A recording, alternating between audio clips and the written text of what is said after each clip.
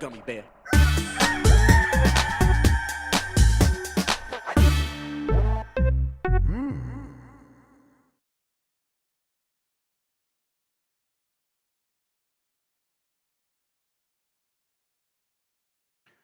Hey everybody, welcome to Game Mess Mornings with me, Jeff Grubb, your host from giantbomb.com. Thank you for tuning in. In this episode, we're going to be talking about the PlayStation 6 because I guess it's time to start doing that. And does Konami have another secret game in the works? It's going to be a good one because we have Jesse Norris on the show. Jesse, how are you doing? I'm good. I somehow avoided the jet lag. I mean, it's only the 3 hours. I know It could be a lot worse for sure. Yeah, my coworker John's got to 8, and he is I didn't see John. Apart. I saw you a bunch. I didn't see John at all. Yeah, when I saw you, he was in the Xbox stuff all day, so he wasn't. That makes sense. Right, Xbox day. Was at a different place, and Mike was doing that for us, and so we're like, we don't need to get over there. We begged our way in and got to see a couple of things, not all of it. So he was there for that. Sounds like it went that way for a lot of people. I am hoping that the ibuprofen holds up. I think I'm getting sick. A little bit of a soreness in the throat has been just getting worse over the past couple of days. A little bit of a thing in the ears, maybe. Great time to be losing health insurance. I had the travel PRL in my pocket the entire time. Every time I touched anything at all, I would look like a maniac, but it worked. I feel fine. Got to do what you got to do. Yeah. So I'm holding up well enough. Ready for the weekend though. Ready for a day where I could just really, really sleep in, catch up on some stuff. But yeah, it was great to see you. We're the same height. Yeah. Right. See, 6 feet exactly. It was productive SGF. Felt like you got a lot done. Yeah, I still have to, we've written up a ton. I wrote up Capcom, and then Microsoft decided to publish it way early, which really sucked. I got it deleted, but not before. You probably saw a ton of people covering it, which really blew. Because it didn't actually publish on our site. It just published there, and then I had to go in and delete that. I don't know, it drove me crazy, but Capcom stuff looked real good. Onimusha looks amazing. Pragmat is not only real, but was very fun in the 20 minutes really we got to play. Yeah, it's just really, it's interesting, that whole, you aim, little android lady on your back then hacks with the little grid, and you just figuring that out with the mix of their guns. It was really cool. Yeah, it kept me on my toes. I was engaged, I'll say. Like you said, 20 minutes. I think that demo ended right when it was about to really get interesting with a boss fight, and they take the controller away. I was kind of poking and prodding around that world a little bit, just kind of seeing what else I could do. It was kind of like, okay, they want me to go there. Let me look around here. It's like, okay, no, it's going to be a game where it's like, no, just go to the place they want you to go and do the fighting. And then once you're in that combat, it's like, okay, this is where its bread is buttered. I wonder if they can keep that interesting. I imagine the simplicity of that hacking minigame actually is going to make it so they can probably introduce a lot of fun ideas into that, really tiny little changes that will keep you on your toes. So it was those little pickups you got, the defensive stuff. And I think the most Jeff Grubb game I saw, though, was Crimson Desert. Yeah, I didn't get a chance to check this out. You're not the only one to tell me that. People were into Crimson Desert. Which one is that on again? So it's a Pearl Abyss, Korean publisher or developer. And I think they're publishing it. It's their own engine. Looks amazing. Runs real well. It's a huge RPG that's focused on almost being half of a fighting game. Because you can combo everything you can do together. You can do this big green fist and throw yourself up in the air, and then dive kick, and then fist back up in the air. And it's all physics based and chemistry based. So when you got an arrow and you put it on fire, and then you hit stuff, it's I just immediately thought of you with how heavy everything was on physics and just creating your own crazy interactivity as they just give you all of these systems and say, hey, go for it nonstop. Yep, that sounds like my jam right there. All right, yeah, well, I'll try to track that down. Any idea, when is it out soon? Later this year. Yeah, I feel okay. Right, fantastic. I'll check that out. All right. You know what? Let's get into the show. Before we do that, let's explain what we do here. You should go to giantbomb.com/join to help us out. If you like what we do, that's the best way to support us. It keeps us thriving and doing stuff like we did at SGF, where we had a bunch of people come together for GB at night and pull off things like that in the future. And it also enables us to do stuff like we did yesterday, a real big, long stream for Switch 2, where we could just, hey, people wanted to see us do that. Let's give the people what they want. So giantbomb.com/join gets you ad-free podcast. It's going to get you some extra goodies here real soon. Like I've been saying, I'm going to try to get excuse me, Grub Snacks up and running again. Do that as a little bit of a premium feature, half premium with like the community interaction, and then we'll put that out for everybody. That's the plan right now. But like we're investigating all these things right now. That's number one on my plate. On my Trello board, which I've set up now, Jesse. I got a Trello board. So we probably need to do that. Yeah, it's we're starting to realize that. Oh yeah, there's just the 5 of us. But we got to know what everyone's working on. So yeah, that's number one on my list. But if you go to giantbomb.com/join, you can help us do stuff like that in the future. Thanks to everyone who has. If you want to like take advantage of like a little feature there, go to giantbomb.com/chat. There you get the Twitch feed without the automated ads. It's an ad-free feed, except for the ads that we'll bake in. Now, that one will still be there, but all the regular Twitch ads will be off. So if you don't have Twitch Premium or whatever, you don't subscribe to us on Twitch, you can still get the advantages of that by going to giantbomb.com/chat if you are a member of our premium subscription. As far as this show goes, most weekdays, I, Jeff Grubb, will help piece your gaming life back together. That includes breaking news and maybe even some of our own original reporting. For all these topics, I'll get the input of a bona fide expert who will make me look smart. If you are watching live on Twitch, welcome. You can always listen to the show later on podcast feeds by searching for Game Mess Mornings or find the RSS on giantbomb.com. You can also catch the show later on YouTube. Hello, YouTube. All right, we have a lot to get into, so let's start the morning mess with PlayStation 6. Sony says future platform is top of mind, exploring new and enhanced ways to play. This comes from Andy Robinson at VGC. Sony Interactive Entertainment's new president and CEO, Hideaki Nishino, was asked during a business segment meeting about the future of PlayStation console hardware and whether it could be superseded by cloud gaming. Nishino emphasized that the PlayStation now has multiple generations of experience providing players with cloud-based gameplay, and stated that while he views it as a viable option for players, he believes overall demand remains for the local execution of games. Here's a quote from him. Cloud streaming is progressing well from a technical standpoint, as we have demonstrated with our offerings, but end-to-end network stability is not in our control, Nishino said. And the higher cost per playtime compared to traditional console model remains a challenge. Cloud gaming is increasingly providing an additional option for players to access content, but our belief is that the majority of players continue to want to experience gaming through local execution without dependency on network conditions. And PS5 and PS5 Pro have validated this thesis, I believe. The CEO went on to reference how Sony's console business has evolved into a multifaceted platform with a significant portion of its 124 million monthly active users still playing on PlayStation 4. We'll get into that in a little bit. Yeah. I mean, he's asked about the cloud. He asked about the future. Sounds like he's saying, yeah, definitely. But we're not going to like not do cloud gaming. But we're going to make a PS6. That's what we're doing here. And that's like, I mean, that's not surprising to me in the least. I don't think it's surprising to anybody, right? No, a lot of this, like PR talk is being so good at saying nothing committal or nothing new. And a lot of this is just the most basic stuff in a lot of words to make it sound like you're really saying and committing to things, and people will buy into that. It works. That's why they do it. But like they've talked about it before. We saw it with the FTC case with Xbox and Sarah Bond saying we lose money every time someone plays Fortnite on the cloud because they're paying for all of that energy to do it. So unless you're in there just buying every goddamn Chun-Li skin, they're not making a bunch of money. And the PS5 cloud is good, but it's a lot more limited because obviously they're having to take their SoCs and stuff and throw them into the cloud. And we've seen how much that's affected stock across Xbox, and PlayStation is not interested in being that way. And it's not going to change with a PS6. They want to sell their hardware first before anything else. And then everything else is just kind of a bonus.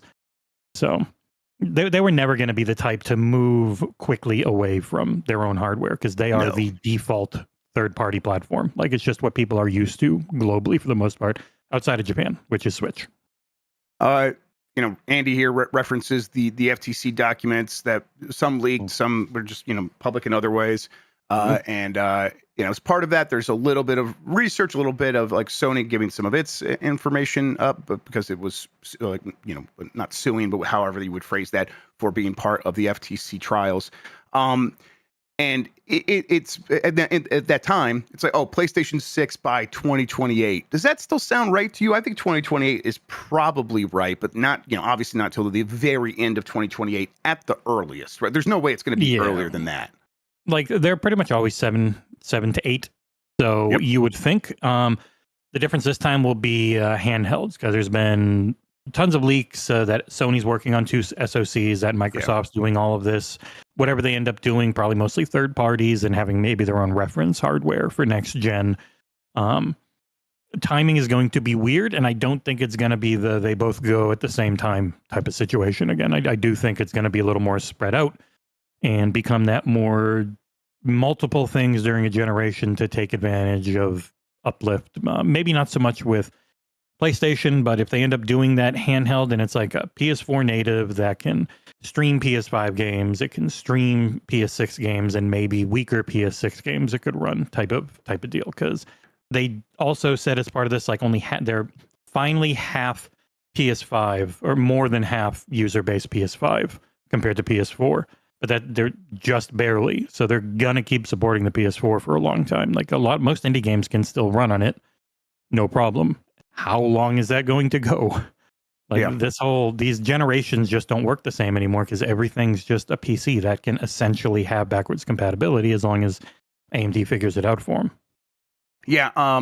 Let's do that real quick. Let's talk about this next story. Sony confirms PS5 has more monthly players than PS4 for the first time. Oops. This is from Chris Scullion at VGC. All good. No, it's all part of the same story, really. Sony has noted for the first time that more players are using PS5 each month than the PS4. It's 2025. These things did come out in 2020.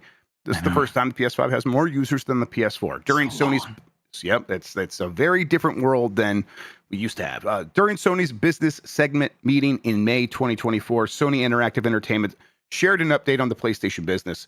This included a slide which showed the number of monthly active users on PS4 and PS5 was around 49 million each, making it a solid 50-50 split. The company has now held a similar meeting this year, with SIE providing similar presentation with an updated slide. Now, the same slide no longer shows the exact same numbers, but clearly shows PS5 taking a larger share than PS4. Not much more, but larger. It also noted that combined, there are a total of 124 million monthly active users, compared to a figure of 97 million in last year's report. So that's pretty impressive, but I wonder if there's other ways that they're getting monthly active users. Well, yeah, lots of PC. That's right. All right. So, like Zaki in chat points out, it's like, hey, of course, 2028, these things came out in 2020. And while it's like, obviously just linear time works in one way, and that's 7 to 8 years, and that's how stuff has traditionally worked. I think these companies are in a position like, we gave a bunch of reasons just a second ago of why this is a little bit different. The PS4 is still a viable console for a huge portion of the audience. The PS5 Pro came out not that long ago, and really kind of still feels like it's justifying itself, let alone the PS5 feeling like that generation's only just got started in the eyes of many people who bought that thing on day one. So I just don't think they're looking at it like, well, it's been 7 to 8 years, so it's time to do the next thing. I think they're looking at the reality on the ground as it is in this moment, and that could easily cause them to shift things from 2028 to as far as 2030, in my opinion. This could be a 10-year, like a real 10-year generation where the PS6 doesn't feel necessary until that point. I guess this is a vibes-based question, Jesse, but like, I don't feel like there's been a series of games, like one after the other, where it's like, yes, now the PS5 and the Xbox Series X have felt like we needed those consoles to get these games. It hasn't gotten to that point for me yet. What do you think? It's been my favorite generation for games ever, but the games haven't felt It's a great way tied. to play games. Yeah, yes. They haven't felt tied to the generation. And the biggest factors, if you go backwards, is loading times. Like, we got away from everything being 1 to 3 minutes to load. And It really hurts to go back, but that's a really difficult thing to market.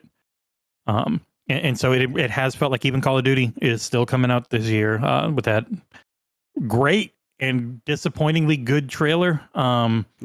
It's still coming out on Xbox One and PS4 this year. There's just too many people there for them not to. Supposedly next year is finally the one where they're going to move away from it. But if that big of a game and that performant of a game is still jumping on those systems and running at 45 FPS, it's because they don't want to give it up. And I don't see them giving up all their PS5 sales or even all their series, like they still have 20, 30 million consoles is a lot. Because like as much as we all love the Steam Deck, it's like what, 4? Maybe four going to to 5 for just the like Steam Deck. Yeah, it's really good.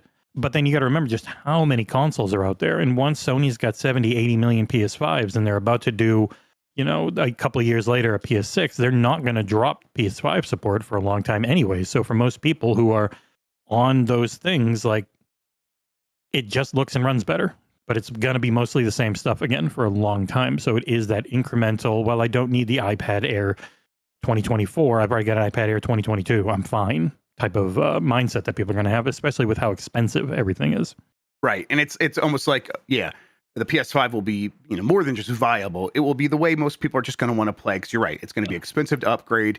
And then that just begs a question of how does a company like Sony position a PlayStation 6 to make it feel, you know, necessary, to make it feel like to create a sense of urgency, to do a little bit of a forced obsolescence. Okay, here's what you can get from the PS6, you can't get from the PS5. It's like, well, do we want people to feel that way? We kind of want people. And now they tried that with the PS5 versus PS4, and people still, regardless, stuck with their PS4. So they'll probably feel pretty comfortable being like, here's the stuff that makes PS6 different. But because we know many of you are not going to care about that, and you're just going to keep using your PS5 because you like money more than you care about FOMO. It's like, that's completely fair. But it's like, this is a company that's still going to have to find a way to make a new console feel necessary. And there was no obvious way to do that with the PS5, let alone the PS5 Pro, and then really let alone a PS6.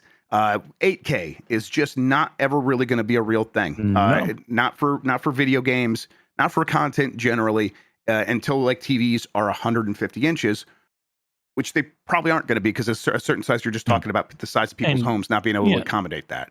You can get like 65-inch TVs that are really nice for like $400 or $500 now. Like people don't need more than that.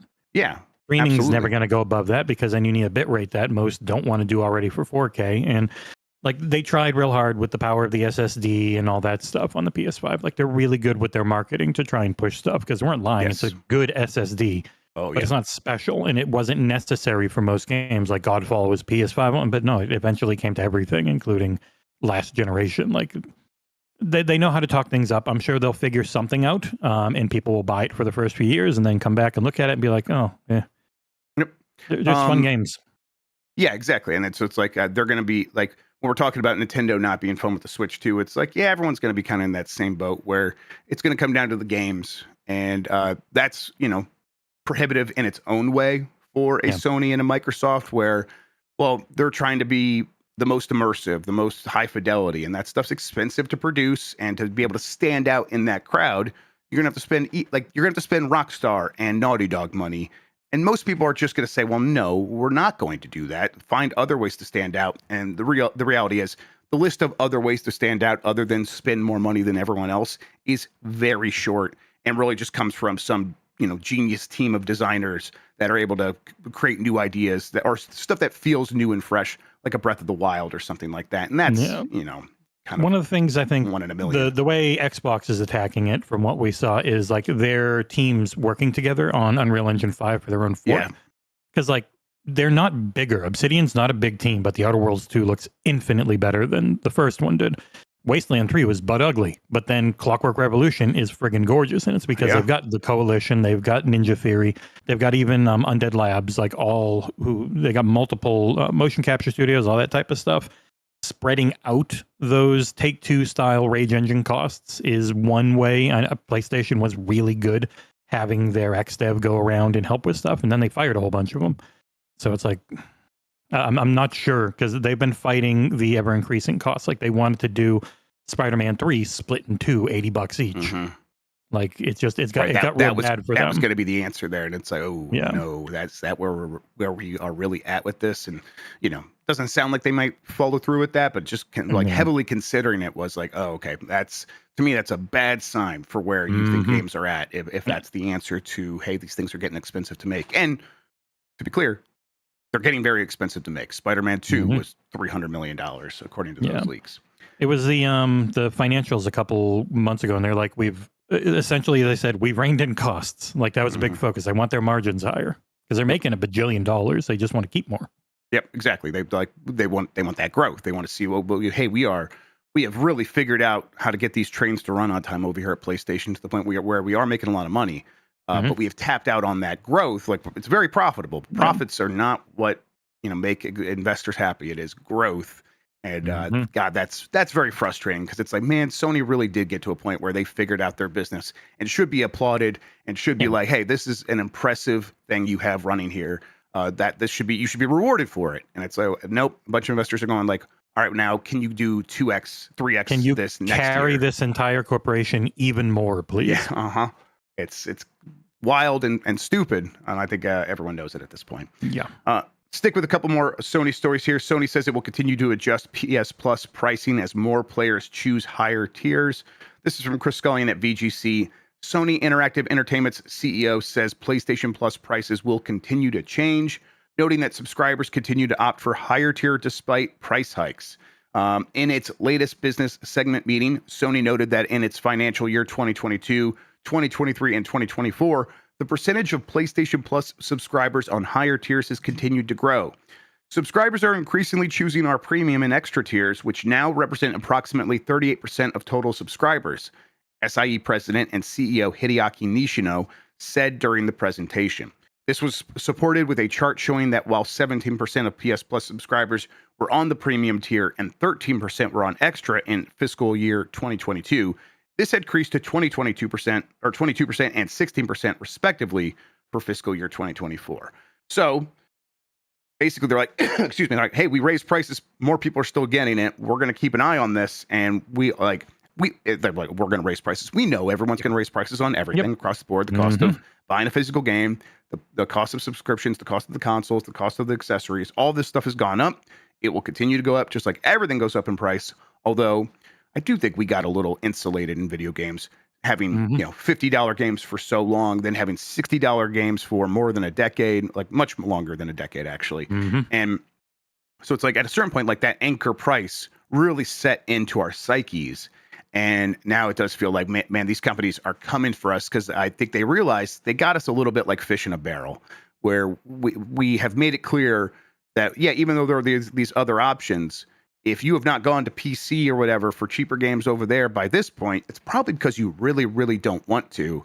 And so if we keep raising the price, you're going to keep paying it because you love this hobby and you're going to kind of do whatever. And obviously it's going to push out some people. But yeah, the price is going to go up here, and I think they're right that more people will continue to subscribe. Do you think they'll be able to make the value proposition feel fair as they're doing this? I am curious how, because they're never going to go to day one on their own games outside of maybe some of the really small ones. Man, it's rough. I don't know. The PS Plus is fine. I think if it wasn't going up against Game Pass and how kind of on fire that one has been for a while now, people would be okay with it because they are so used to spending the $10 at least a month to be online for multiplayer paid games. If Microsoft does end up going to that PC is our main thing and we just make back compatible, it feels like a console thing, and they end up having to drop that cost for multiplayer paywall because PC players will tell them to go stuff it. I am curious what they could add or change or make different to keep it at that 20 or maybe 25 by then. I don't know what Sony would do outside of just some more third-party deals like Firebreak coming. They had some more stuff they showed at the State of Play that was day one, and they do a few a year, and they're normally pretty good at picking them. I guess maybe a little more of that, because I know Game Pass is the same way, where it's like 90+% Ultimate or something ridiculous. When Ultimate is like by far the biggest one over there. Yeah. So people once you're in for like $14 and you see another $4 can get you all this extra stuff, you're like, yeah, sure, why not? It's the medium popcorn thing. It's like, it's only a quarter more to get the medium or to get the large popcorn over the medium. You don't think about the fact that you're already paying $25. Yeah. All right, let's finish up the Sony segment here. Sony explains how it plans to defend PlayStation against Switch 2. This is from My Nintendo News. The Nintendo Switch 2 has proved to be an incredible launch for Nintendo, with the system breaking records globally. The company's competitors are all watching closely how the system fares after launch, given the success of the original Nintendo Switch console. One such company is Sony, who were asked by investors how they plan to combat the threat of Nintendo on the PlayStation business. One question was especially succinct with a question about how they will transition youngsters who grow up on Nintendo hardware. Let's see, here's the first question. Some investors are concerned that improved specs for the Switch 2 and Nintendo's improved relationship with third-party publishers will lead to tougher competition for PlayStation in the next few years. What do you think of those concerns? Nishino said, "We closely monitor the overall gaming industry, including the action of other marketplace participants. Additionally, a catalyst in the market is great for the industry as a whole, as they invigorate excitement, the demand for product. So it's great to have people launching new things. As I mentioned previously, we have a different strategy than Nintendo. PlayStation 5 is designed for immersive gaming experiences, and this includes the innovative DualSense controller features as well as other things. We believe the PS5 level performance is required to achieve a great experience on big screens, and in this way, we have provided a unique offering for players and creators in this current console generation. Publisher strategies are increasingly shifting toward being multi-platform, so more platforms can run the same game, which is great for a creator's perspective. Among those platforms, our mission is that we will continue to be the best place to play and to publish." I mean, to me, that sounds like, we feel like we're the default, so we're going to take advantage of that. Because it's not like this stuff that he's talking about really sets them that far apart otherwise. But they do have the default advantage of being the thing that people think of. Hey, if I want to play a Capcom game, that's going to be on PlayStation, and they're not wrong. And but is that enough going forward? Kind of weird. Some of the smaller ones, like Spike Chunsoft and a few others, are just Switch now. Yep, Pretty much anything that's like main place is Japan. Just as like we want to be on Nintendo. If Microsoft wants to give us a Game Pass deal, maybe we'll go there. Other than that, PC. So I am curious how it keeps going. Again, the industry is dominated by like the top 10 to 15 games in every region, and it's nearly impossible to break through on them. I know they talked a lot about live service and really being committed to it because like half their money came from microtransactions, and they would like to keep 100% of more microtransactions instead of just the 30% or even less, depending on if it's like Activision. And some of the bigger companies that can get better deals. So it's going to be a strange one. I don't think they're like the Switch has always kind of been a little more expensive now, so maybe less, but it's always been the extra console, I think, for a lot of people. Like, yeah, I'm going to have a Switch and then I'm going to either get PC, PlayStation and Xbox or a PC, like type of thing. Like the Switch is its own thing. So I don't think they have to defend that hard against it. The thing they really need to defend against are the PC only behemoths that take off out of nowhere, like Repo or Schedule One, like those types of lightning in a bottle, and then they've held on all year type of games that don't come to a console right away. Those games don't happen on console, right? First of all, they don't organically blow up on a console, but in many cases, as you're pointing out, don't even come to console. And if they do, it's years later. Like some of them will be so big. Yes, exactly. And that's, that's fine. But clearly, when I'm like, if I'm here standing back, like, what is the healthiest platform? It's going to be the platform where a Repo or a Schedule One can happen, where it's like any developer can pop off and have a global, massive blockbuster success out of nowhere. Need an early access program. Yep. Like they still don't have one.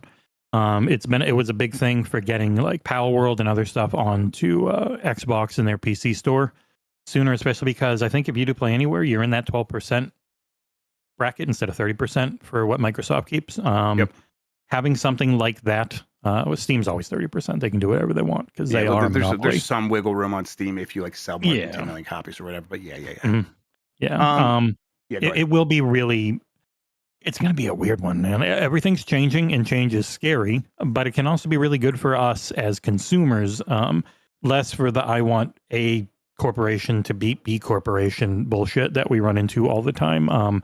But as far as actual game availability and all that, and just playing, like I got a review code in that game just is a multiplayer thing that I can play with anyone.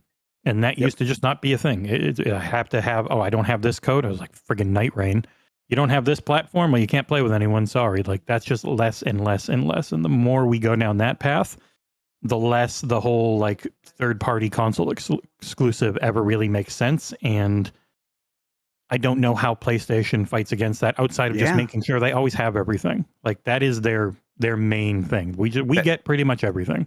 Yep, exactly. And that how much of a benefit is that really? Because it feels like, no, that's great. Of course you want that. but it doesn't feel like a big, strong story you could tell. And I think they also tried to be like, hey, we are going to be the platform that can partner with like a Square Enix and be the home of the Final Fantasy thing. We're going to give them a lot of money to ensure that they just put their games out on PlayStation. And that didn't really work. And then meanwhile, Nintendo's like, we're just going to be more Nintendo than ever. We're going to be, buck wild. And it's like, oh, and now we kind of own Japan. And I think Sony, like, I don't think this. We know this. Sony kind of gave up on Japan. They moved their headquarters from Japan like 10 years ago now. They closed Japan studios. They were like, hey, no, we want to be the global company. We're a global gaming company. We have games that have a global appeal. And like doing that, it's like, okay, I don't know how much you're going to gain by doing that. Now, again, very successful company. Yeah. But that story you could tell of what are you, what makes you different? Well, that feels like that's faded a little bit. And over here, Nintendo's like, hey, we sold almost 1 million Switch 2s in the first week in Japan. That number is bananas. Like that's like a bonkers level of crazy for a console in Japan. There's not as many people in Japan as a lot of other countries. And so 1 million in a week is just off the charts. And that's because Nintendo now owns that country in terms of console gamers.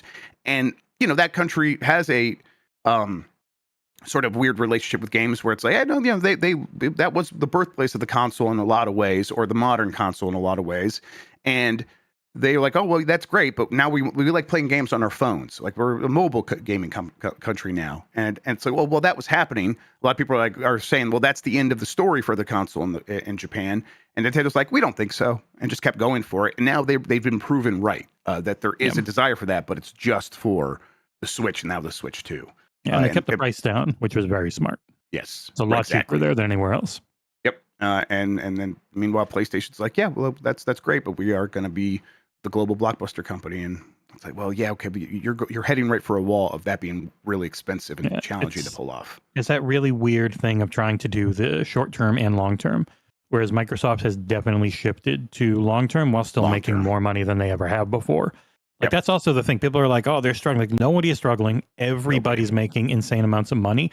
The issue is smaller games struggling to beat up against the big games. So like smaller publishers and devs are struggling. But the actual platform holders are the healthiest they've ever been. Yep. All right. We're going to take a break. When we come back, plenty more to talk about. The Xbox handheld, like what's the state of that? Lots of other headlines. If you want to miss these, if you don't like these ad breaks, go to giantbomb.com/join, and you can miss out on these in the future. For now, though, let's go to the break.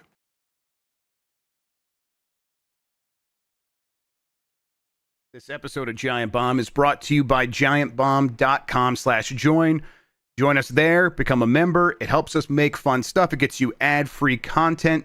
It also helps us make some extras here and there that we'll give exclusively to you as members. It's giantbomb.com/join for $10 a month or $100 a year, where you save $20.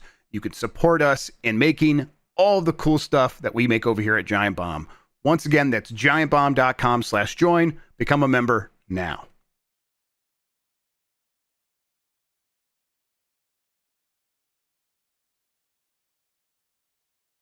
Yep, that's right. Thank you to our sponsor, me. Hi. All right, it's Game Mess Mornings. Jeff Grubb from Giant Bomb. There's Jesse Norris. Let's get back into the headlines here. Xbox handheld device, quote, essentially canceled, according to a report. This comes from Eddie McHugh at GameSpot.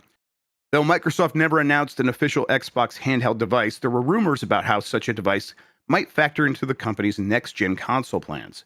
Those plans are continuing to evolve, it seems, as a new report said Microsoft's own Xbox handheld is essentially canceled. A report from The Verge, citing insiders, said such a device is no longer going forward. This follows on from a report at the end of May that suggested plans for an Xbox handheld were sidelined. I think when we were talking about this previously a couple weeks ago, it sounded like it was on pause and that they might come back to it. Saying essentially canceled, I don't know if that is that just a different interpretation of what's happening here. I'm of the opinion that clearly and probably rightly, Microsoft is focused on the software experience that can go on other devices, because that's what the main competition is doing with SteamOS and Linux. And they have to build a wall against that even before they have a decent reference device, because they have partners already making hardware. It is the software experience where they are most at threat.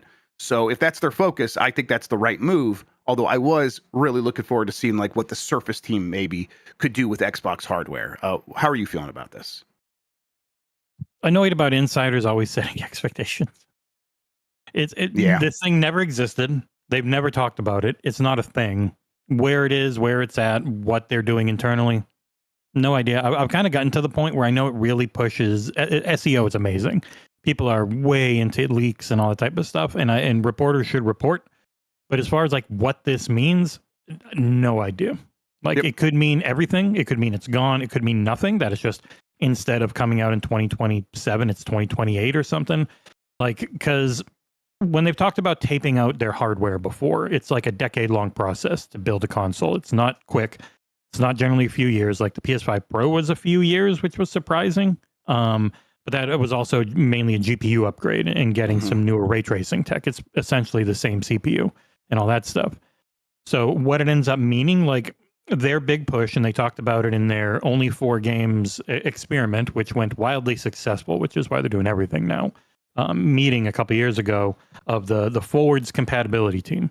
So the supposed plan, they get emulation working. You need a baseline of these specs to be able to emulate Series S and earlier, because I don't think they'd want, like maybe on a powerful PC you could push for Series X, because that would take a lot. Sure. But like on the handheld side especially, they have the Series S, and it would be easier, like 360, Xbox One, original, all those things. Having that backwards compatibility set up, then you go do some hardware. Like you figure it out. Like you have your reference hardware compared to like an AMD or an NVIDIA, where it's like, hit all these specs, have all this stuff. Here's the SoC and the memory. You guys figure out the rest, and you can add and do all this type of stuff. Yeah, I could definitely see that around the turn of the decade. It's not the type of thing they have to have right away. If they've got, like, if AMD keeps doing these mobile chips, which are very expensive, so I don't know that it's a guarantee.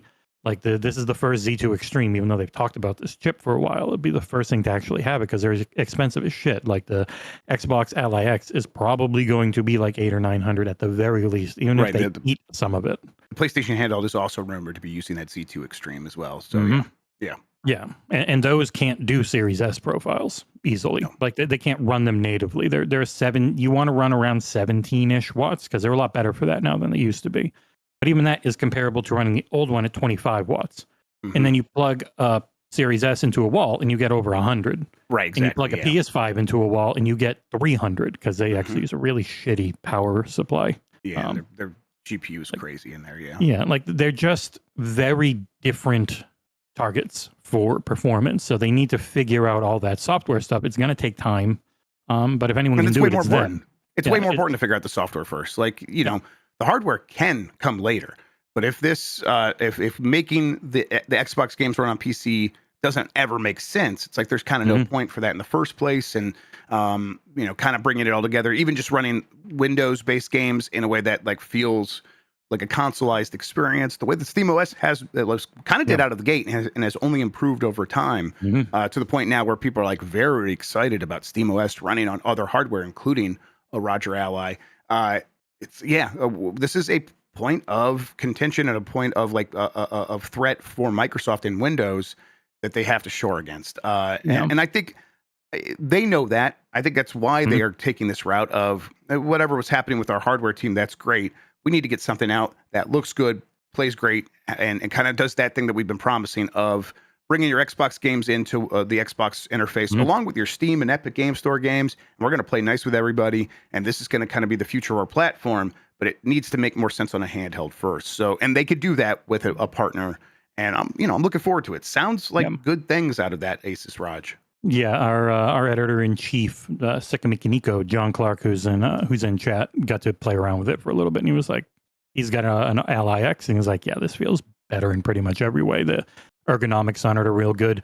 And I know Jez from Windows Central had talked about how they're looking to move away from 2 distinct platforms for dev environments and just have PC.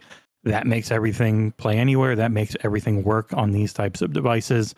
Across the board, and then when you're going to that long-term planning of like they kind of feel like that is going to be their future. So even on these types of devices, you could probably get backwards compatibility for like Xbox One, 360, and original Xbox working. You just need something better for like Series S. But yes, yeah, and that could be like, if they get all the other backward compatibility working, and they have a very good backward compatibility team, that'll be good for now. And they could always be like, and now all the stuff from Xbox Series S works at this point. A lot of those games were made with PC in mind, though, so it's not like they're going to be missing anything really like glaring out of the gate. They even got Black Myth Wukong working on there only a few months after saying it would take them years. Yep, there you go. All right. FGC says the new Castlevania game is still coming. This is from My Nintendo News. VGC stated a few months ago that a new big budget Castlevania project is currently in development at Konami. However, the company broadcast its large summer presentation yesterday, and the game was noticeably absent. One eager fan messaged the article's author, Andy Robinson, to find out what is happening with the game. Robinson replied that the new Castlevania is still coming as far as he knows. And I'm happy to hear that. I also think, that makes sense. I mean, multiple times over this Summer Game Fest alone, Jesse, there was stuff that popped up where it's like, oh my God, I reported about this 4 years ago, and we haven't heard anything since. What is Mike call them, the Wutong Group game? That showed up finally. It's like, that happens where these things I hear about them very early, and then years later they do actually still manifest. And so, this sounds right to me. Where it's like that Castlevania project probably was part of an early initiative of Konami looking around, being like, hey, Silent Hill is working. We are serious about Metal Gear. We should have something else. Castlevania is really popping off on Netflix. Let's make a game of that. And it's like that was the one that was just very early as part of that initiative. So when Andy's reporting about Metal Gear and Silent Hill and also Castlevania, that's the one that feels like, oh wait, where is that game?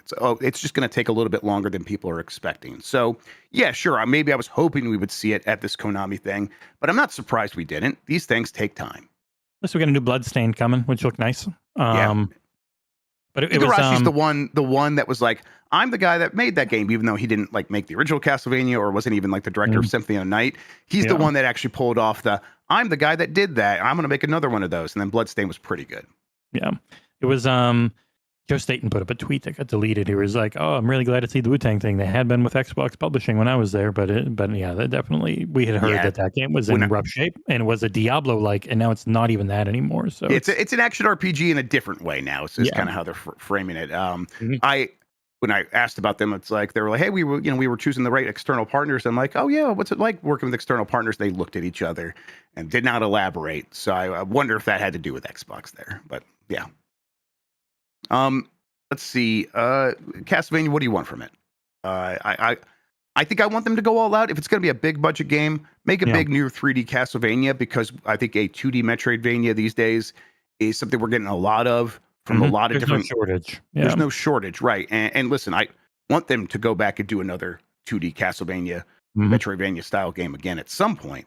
Yeah. But if we're talking about Konami like bursting back onto the scene, like, be willing to look around and be like, obviously FromSoft games are deeply inspired by Castlevania. I wouldn't mind seeing their own take on that, but also still being very Castlevania, like actually go fight Dracula in a Soulsborne style game. I would be fine with that, but I don't think that's necessarily the only solution here.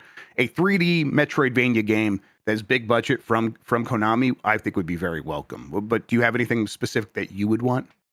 An evolution of it. Like Wu-Chang is a Souls-like, but it doesn't feel like a Souls game to me when I played it. Ninja Gaiden 4, from what I heard, is just a straight-up action game. It's not a Souls-like, it's a Ninja Gaiden game. And if they're going to do a big 3D, behind-the-back Castlevania camera game, I'd hope that they'd be able to find something different than just doing the lock-on, dodge-rolling mechanics with bonfire equivalents type stuff. Like, make something that feels Castlevania with those trappings, maybe. Yep. God, I guess those save rooms in like Super Metroid kind of are like bonfires, aren't they? Yep. All right. That's VGC saying a new Castlevania game is still coming. Next story, Xbox continues quietly abandoning physical games. This is from Ethan Gotcha Kotaku. Basically, let's see here. The Outer Worlds 2 will get a standard disc option on PlayStation 5, but only a code in a box for Xbox Series X owners. It's the latest example of a growing preservation nightmare for Microsoft's current generation of consoles. Now, I think like this is a chicken and egg situation. We had Kelsey Lewin on the show at GB at Night during SGF. She runs multiple video game stores. And she's like, we'll order 4 copies of every new Xbox game that has physical copies, and we will always sell just one of those. And it's like, that audience has just moved on to digital, whether that's because the Xbox Series S was popular or because of Game Pass, whatever the reason is, those games are still, many of them were still coming out physically, and people have stopped buying them. Yeah. So at a certain point, when does Microsoft just respond to the market? Now, I won't deny that Microsoft created the conditions in which digital would thrive. Clearly they did that, but they did not do the thing of like, let's take it away so people can't buy it. They gave people the option, and people no longer exercise that option. So I'm like of the opinion of, if people are buying 1 copy from a store of every new Xbox game that goes out on a disc, why, at a certain point, why would you keep making those things? I wouldn't.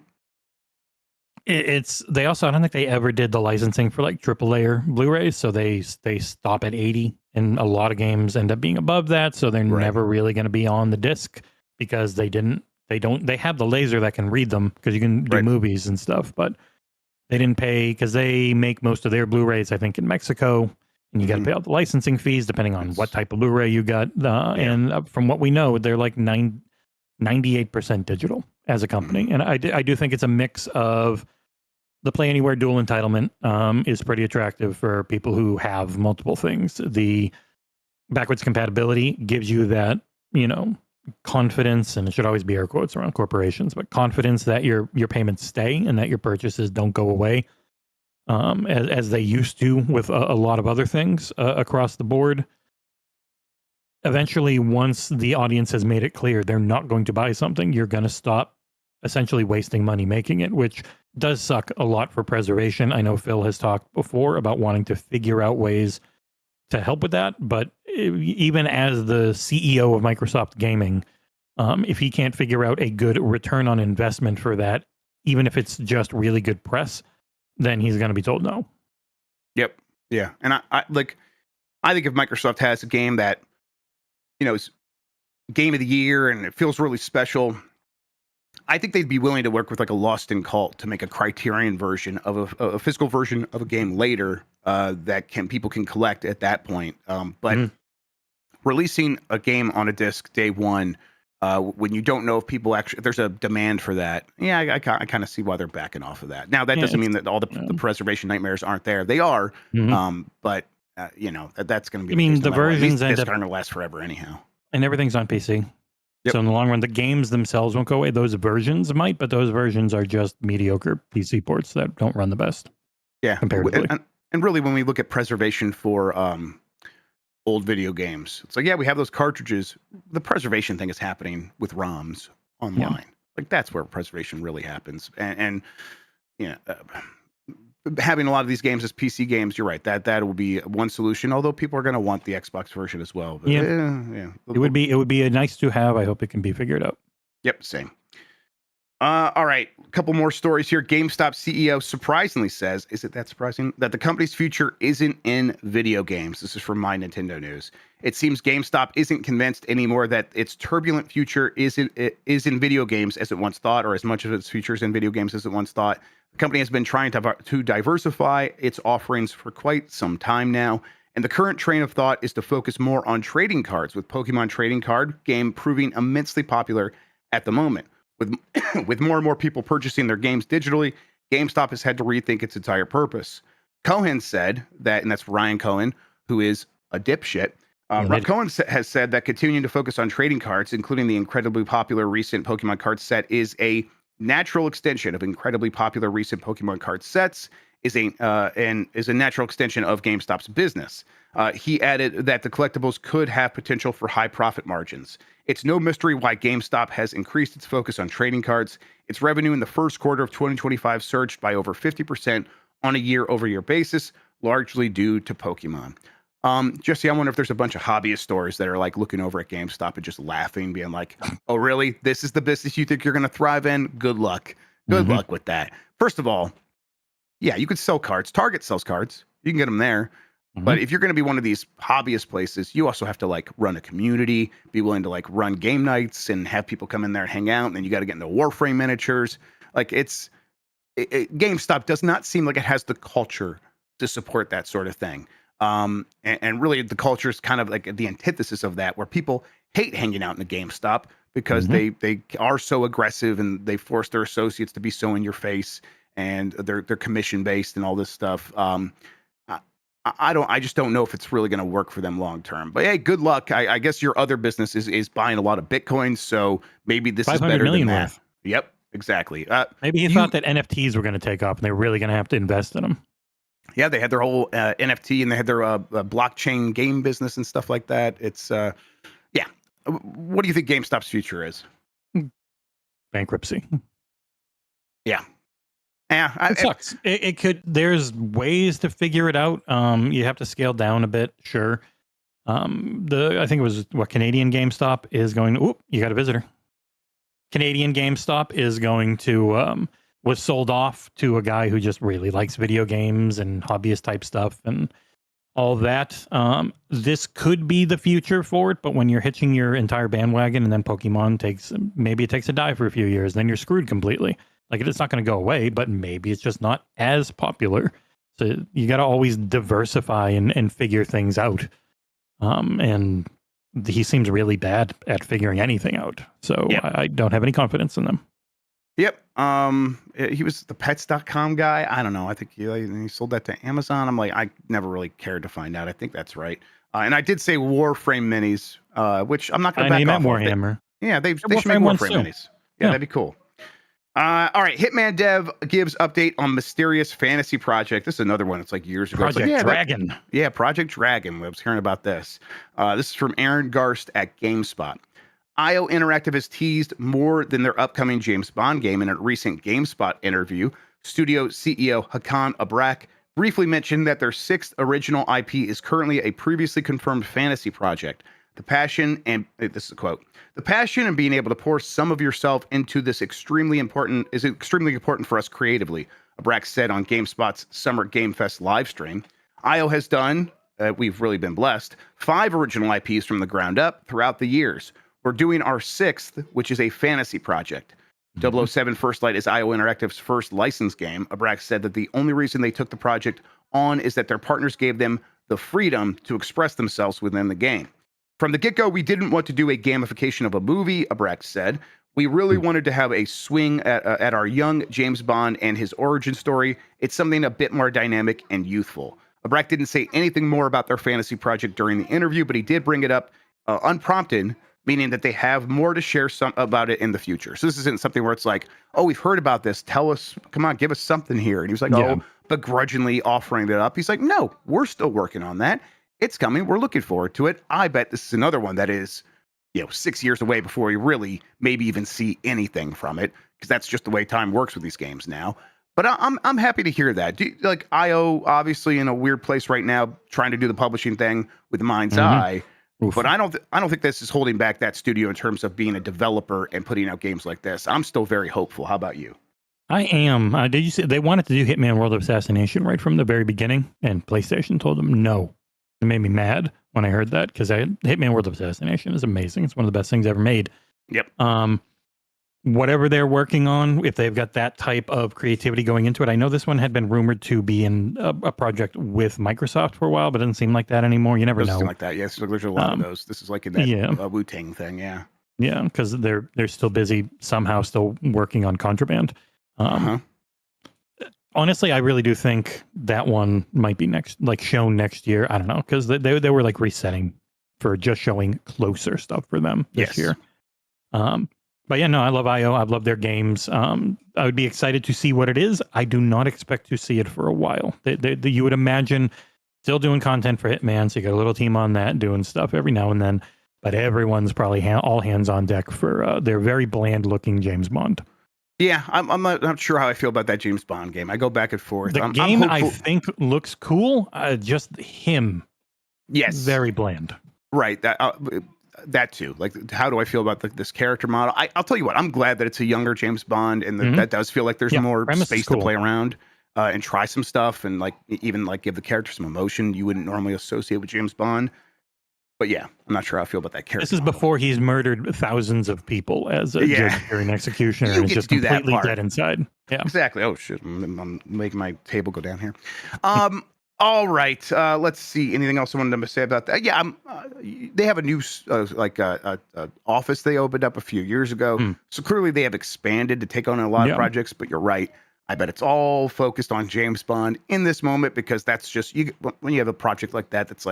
That's our focus, and we want to get that out so we can make some money. That's just naturally happens. You might have like some small team in pre-production and maybe some partners helping with stuff, but it wouldn't be close. Yep, some artists and stuff like that. Unless you're Obsidian, who can somehow do everything at the same time. Yeah, they're magicians. Yeah. All right, we have a poll question from yesterday. Let's get to that. Let's see here. Are you going to play Resident Evil Requiem in first or third person? I'm going to vote to get my results. I'm going to say first person because it is recommended. And this is closer than I was expecting. 37% said they're going to play in first person. 63% said they're going to play in third person. Where was the third option? I'm doing both. Yes, right, exactly. Said I will do the first person, and then when I get too scared, Jesse, I will switch to third person. Well, because the rumors are, not to spoil, I'm not going to say anything else, but there's going to be the 7 survival horror side and the 4 remake action side to things. So now, I think for action, probably third. Giant Bomb's Mike Minotti did notice that when it went to that menu, it did say first person parentheses recommended.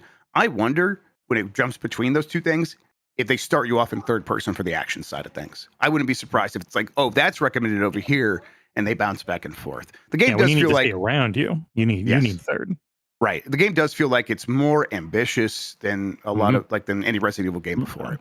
So we'll see. Lots of rumors about it. You might want to avoid if you don't want spoilers, but it sounds exactly cool. Yes. Some stuff that sounds cool. Some stuff that I think is hilarious regarding some of those characters. All right, that's that poll question. We have a new poll question we'll get to here in a second. Before we do that, Jesse Norris, why don't you tell people what you have going on, where they could find you? Tell them about Console Wars. This thing right here? Yeah, right there. Yeah, if you're in the North America or the Europe, you can go to Amazon. You can just type Console Wars, the card game, in there. It's a dumb little game that our editor-in-chief and our lead art guy, who we are unbelievably lucky to have, made. I haven't actually opened through all the cards in mine, but it is a little card game. With a bunch. We got, do we have any actual, I want a funny goddamn, damn it, I don't. All right. Anyways, you're just trying to, it's a card game where you are trying to essentially win the console wars by having the most IP. Whoever gets the 4 full sets of IP first wins. We got stupid names like Hangout instead of Fallout or The Rest of Us. So that we don't get sued. It's a lot of fun, 3 to 5 players, various DLC packs, so you can add and change the games as you want. I think it's like $30 in the US and a little less in the UK because of tariffs. Of course. This is cool. It's something that I know you guys had been working on for a long time over there. Yeah. So great that you guys were actually able to launch it, have a product, and it looks really cool. So yeah, that's Console Wars. You can get it on Amazon right now, everybody. Yeah, consolewarsgame.com, and you can also have Call of Shooty as your own IP. Fantastic, actually. That's I found my favorite one. Hola. Hola, with the Halo treatment. Anything else you want to tell people about that you've been working on?